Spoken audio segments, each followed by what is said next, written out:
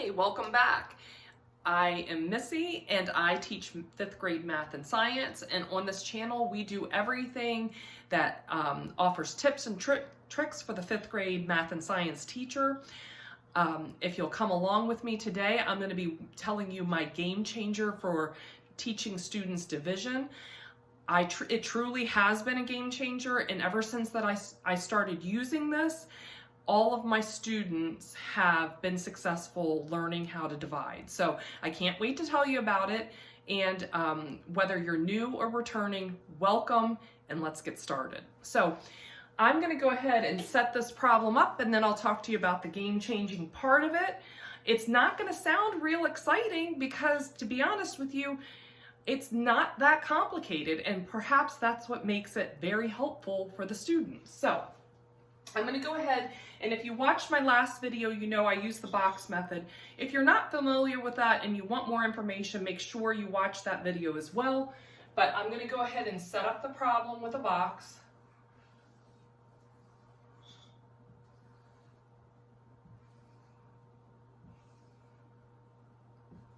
And this method is very similar to long division. It just helps the students stay more organized. So what I found, and I'm going to say this before I get started on this problem, because in order to show you the game changer, I need to start from the beginning. So what I found is that the biggest challenge students had is while they were trying to recall math facts, they forgot what part of the problem they were on. Or they spent so much energy recalling math facts that then they really couldn't remember the steps in the math problem. So I'm going to show you this simple way to help students be able to work through a division problem. And when I show this to you, I want you to keep in mind that when you show this to your students, if they are very good at knowing their math facts, they will quickly know that they do not need to do this step, or they will be able to do the steps super quickly anyway. So it isn't really holding them back, but it is going to level the playing field for everybody else. So this step, and like I said, it's no frills. So this step is the first thing they do once they set up the problem is you skip count the divisor. So you're just getting multiples of 4 on the side. And I've seen some kids where they've made a T-chart. We work so much with skip counting that I just have my kids skip count the number. So we start over here, and I usually show it on the right. They could do it on the left, but we count by 4s. And there are some kids that can't even go from 4 to 8. And if you have a kid like that, and it's not very often, but if you do have a kid like that, tell them that they have to make 4 dots here, and each time they go 4, 5, 6, 7, 8. 9, 10, 11, 12, and I'm probably writing these numbers too big to fit, so I'm going to probably scrunch them up a little bit. Sorry about that. And I'm going to keep on counting. Oops.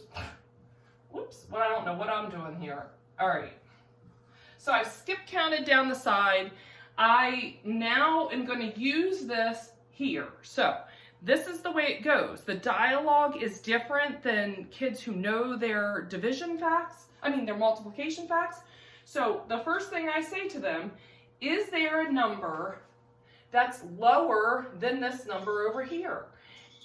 This number over here, is there a number that low over here? And the answer is no. And when the answer is no, they put a 0 here and they start doing this part.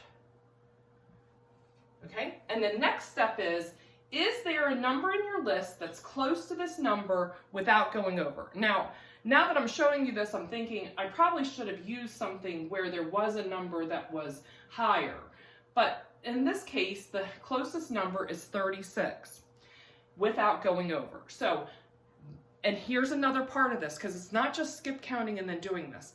I tell them to find their number, put their finger next to it, and then count down to it. 1, 2, 3, 4, 5, 6, 7, 8, 9. The 9 goes here, the 36 goes here, and subtract.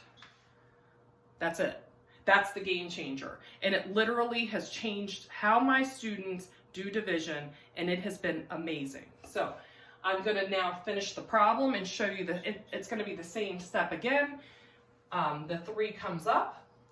How many times does 4 go into 36? And at this point, I say to the students, is 36 in your list? And they say yes, of course. And then they go 1, 2, 3, 4, 5, 6, 7, 8, 9. And that's it. Skip counting on the side has made my students understand number sense better. It has helped them to work through the division problem without, I won't say without fail, but with great success. They feel better. I can't tell you how many students have thanked me for teaching them this simple step here. And again, it's not just the skip counting, it's the also finding your number and putting your finger there and counting and then using that number in the problem, because it just simplifies the whole process for them. So hopefully you found this video helpful. If you want more information on the box method, please make sure you watch the video that's before this in this playlist. And if you found this video helpful, please like and subscribe so that you can see more of my videos and you'll never miss one. And thank you so much for watching. I will also drop down below not just links to the other videos, but links to my guided math notes for division, the ones that I use in my classroom, as well as my links to my division slides. And I can't wait to see you again. Thank you for watching.